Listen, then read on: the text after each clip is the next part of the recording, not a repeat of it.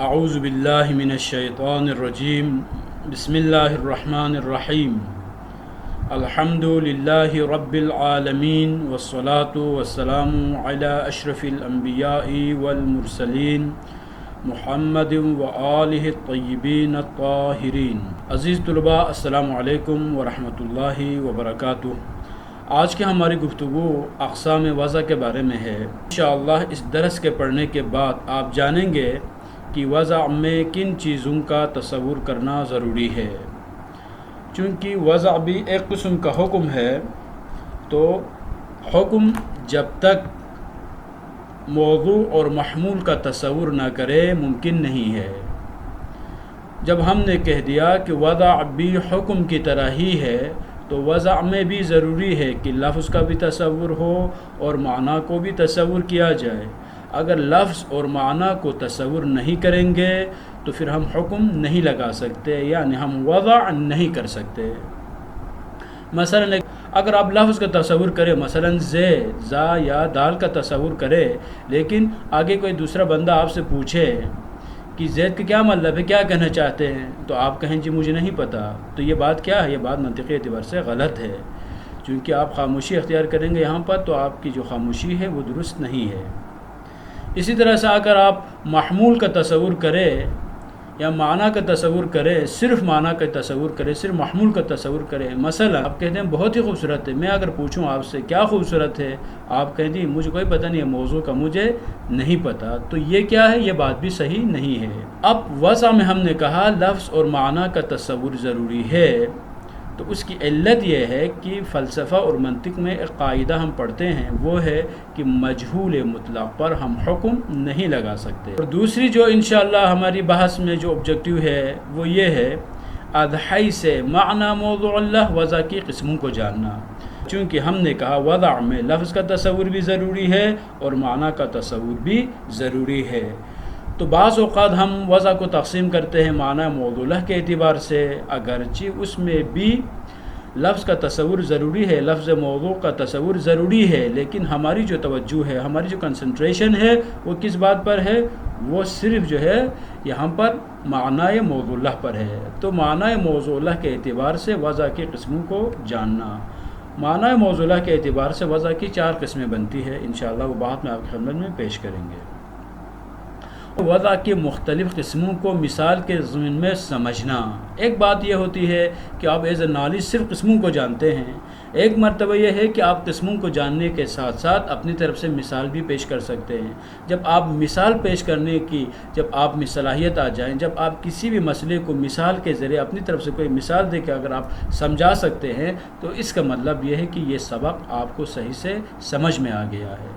چونکہ یہ تیسرا جو مرحلہ ہے، فرسٹ ٹائم بھی نالج ہے، دوسرے مرحلے میں آتا ہے کمپریہنشن ہے، اور اس کے بعد انہی مراحل میں سے ایک اہم مرحلہ اپلیکیشن ہے، یعنی اس کو استعمال کرنا، اس کو مختلف مثالوں کے ضمن بیان کرنا۔ تو انشاءاللہ ہم یہاں پر مختلف مثالیں بھی آپ کی خدمت میں پیش کریں گے۔ اقسام الوضع، وضع کی قسمیں۔ لابد فی الوضع من تصور اللفظ والمعنی، لابد فی الوضع، وضع میں ضروری ہے، کیا ضروری ہے؟ من تصور اللفظ والمعنی، کہ لفظ کا بھی تصور ہو اور معنی کو بھی تصور کریں، یہ ضروری ہے۔ اچھا کیوں ضروری ہے؟ لأن الوضع حکم علی المعنی وعلی اللفظ، کیونکہ وضع ایک قسم کا حکم ہے، کس پر؟ معنی پر بھی آپ حکم لگا رہے ہیں اور لفظ پر بھی حکم لگا رہے ہیں۔ کیا حکم لگا رہے ہیں؟ معنی پر آپ یہ حکم لگا رہے ہیں، مثلا جب کوئی بچہ پیدا ہوتا ہے تو وہ بچہ ایک قسم کا معنی ہے، اس معنی پر آپ حکم لگا رہے ہیں کہ یہ معنی اب مختص ہو گیا اس لفظ کے ساتھ، اور اسی طرح سے اس لفظ کو آپ مختص کریں کس کے ساتھ؟ اس معنی کے ساتھ، کہ جب بھی یہ لفظ بولا جائے تو وہی معنی سمجھ میں آ جائے جس کے لیے اس لفظ کو وضع کیا ہے۔ وَلَا يَصِحُّ الْحُكْمُ عَلَى الشَّيْءِ إِلَّا بَعْدَ تَصَوُّرِهِ وَمَعْرِفَتِهِ بِوَجْهٍ مِّنَ الْوُجُوهِ وَلَوْ عَلَى نَحْوِ الْإِجْمَالِ۔ اب یہاں فرماتے ہیں کہ کسی بھی شے پر حکم اس وقت تک لگانا درست نہیں ہے جب تک اس چیز کا تصور نہ کرے، جب تک اس چیز کو نہ جانے، جب تک اس کی معرفت حاصل نہ کرے۔ اب یہاں سے معرفت کی جو قسمیں ہیں، بنیادی جو 2 قسمیں ہیں، وہ آپ کی خدمت میں پیش کرتے ہیں۔ کسی بھی شے کو تصور کرنے کے 2 طریقے موجود ہیں، یا تو یہ ہے کہ آپ اس شے کو تفصیلاً تصور کرتے ہیں، اس تفصیلاً تصور کرنے کو کہا جاتا ہے تصور بنفس ہی کہا جاتا ہے، یعنی اسی شے کو آپ نے بتمام ہی آپ نے تصور کیا ہے۔ اور دوسری جو قسم ہے وہ ہے آپ اس شے کو اجمالاً تصور کرتے ہیں، بعنوان ہی تصور کرتے ہیں۔ مثلا جب ہم انسان کے ذریعے کسی فرد پر حکم لگانا چاہتے ہیں تو انسان کو جب ہم تصور کرتے ہیں تو انسان کے ذریعے جب زید، بکر، عمر اس قسم کے جتنے افراد ہیں ان کے تصور کریں گے تو یہ جو تصور ہے تصور اجمالی ہے۔ کیوں اجمالی ہے؟ اس لیے کہ یہ مصادیق انسان کے ہیں، لیکن آپ نے ان مصادیق کو ان کو بنفسی آپ نے تصور نہیں کیا ہے، بلکہ آپ نے اس عنوان کلی کے ضمن میں ان کو تصور کیا ہے، لہٰذا اس کو کہتے ہیں تصور اجمالی۔ لیکن حکم لگانے کے لیے چاہے تصور تفصیلی ہو جس کو ہم نے بنفسی کہا ہے، یا تصور بوجہ و بعنوان ہی ہو، دونوں صحیح ہے، جو کہ تصور اجمالی ہے۔ ان تصور الشیء قد یکون بنفسہ، کیونکہ کسی شے کو بعض اوقات بنفسی تصور کیا جاتا ہے، وقد یکون بوجہ، اور بعض اوقات بوجہ تصور کیا جاتا ہے۔ بتصور بوجہ کا کیا مطلب ہے؟ بتصور عنوان عام ينطبق علیہ ویشار به الیہ، ایک عنوان عام کا تصور کرتے ہیں، عنوان عام اس فرد پر، اس شیء پر منطبق آتا ہے اور اسی عنوان عام کے ذریعے اس فرد کی طرف اشارہ کیا جاتا ہے۔ اچھا، اذ یکون ذلک العنوان العام مرآتا وکاشفا عنہ، اب یہاں پر عام کی جو خصوصیات ہے، تصور بوجہی کی جو خصوصیات ہیں ان خصوصیات کو بیان کر رہے ہیں۔ عام کی جو ہے چند خصوصیات ہے اور خاص کی بھی چند خصوصیات ہے۔ مثلا عام کی پہلی خصوصیت یہ ہے کہ عام آئینہ بن سکتا ہے، کس کے لیے؟ اس کے اپنے مصادیق کے لیے۔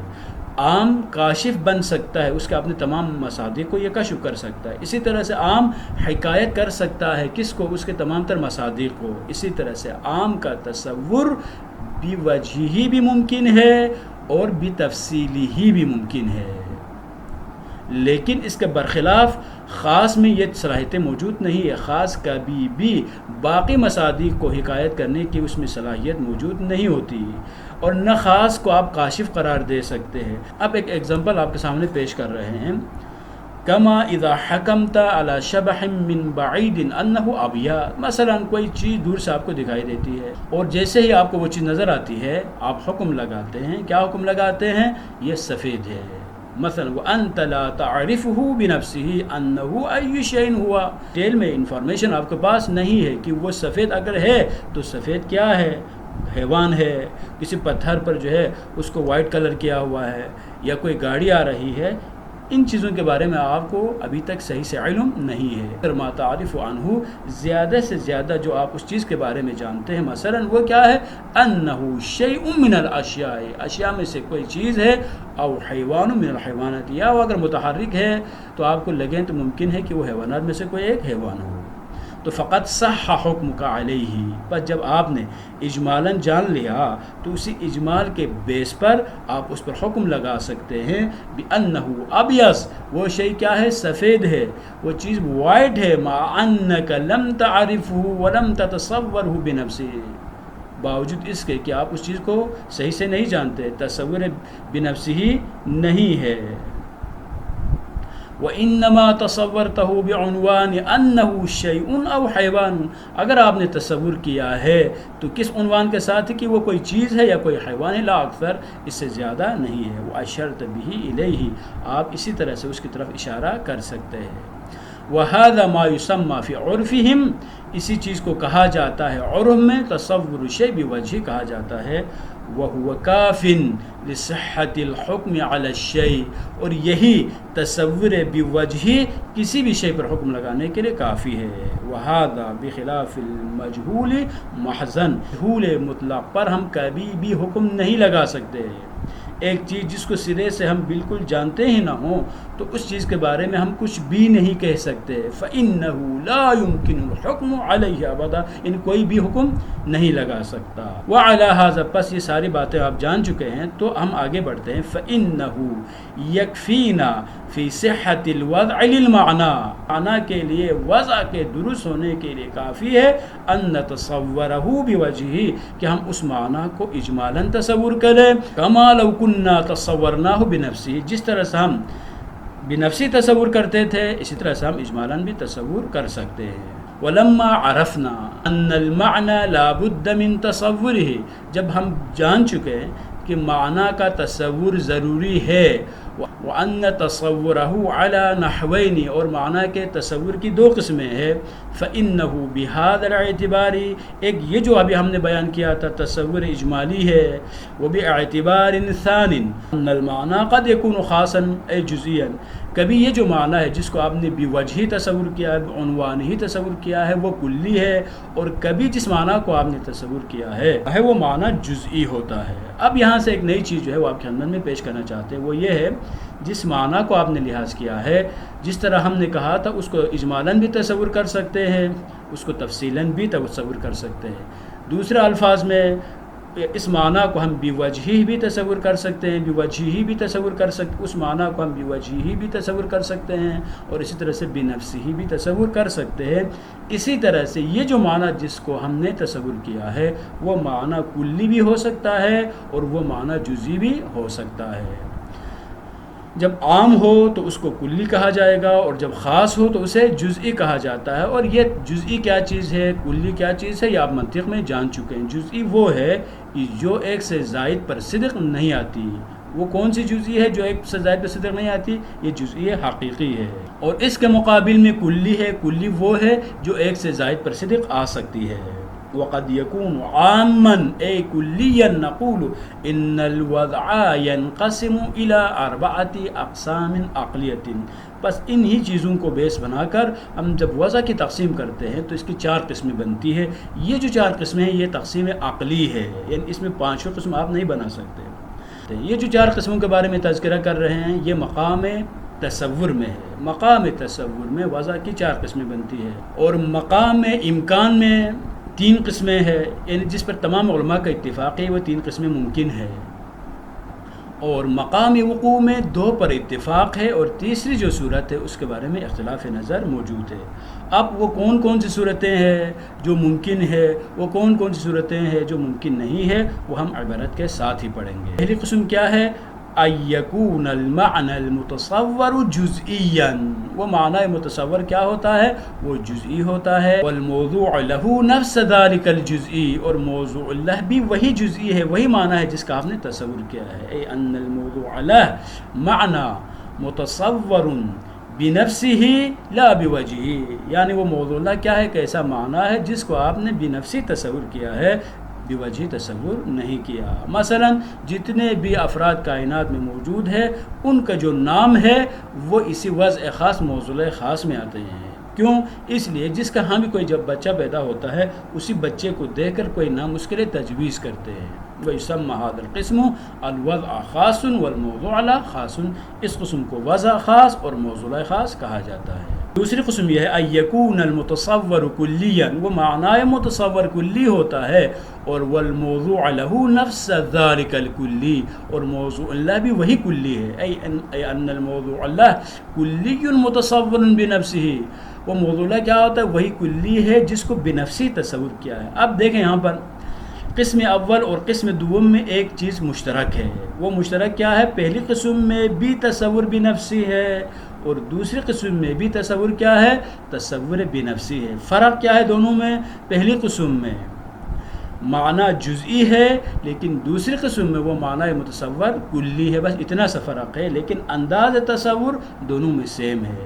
لا بوجہی، لا بوجہی نہیں ہے. وہ يسمى هذا القسم وضع عام والموضوع لا عام، اس قسم کو وضع عام موضوع عام کہا جاتا ہے. اور تیسری قسم کیا ہے؟